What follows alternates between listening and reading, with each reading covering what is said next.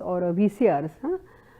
cannot be liable for that contributory infringement. So, that decision was given by the court, and obviously what it has established that substantial non-infringing use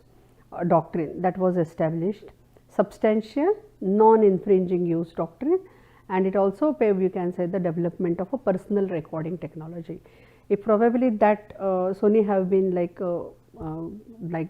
there is no question the deliberations was there, but if any company made responsible for or a contributory or the liability is like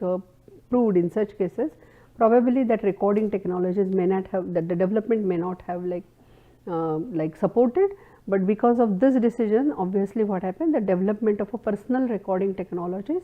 that development, that technology development is like started, because it clearly said through this particular case that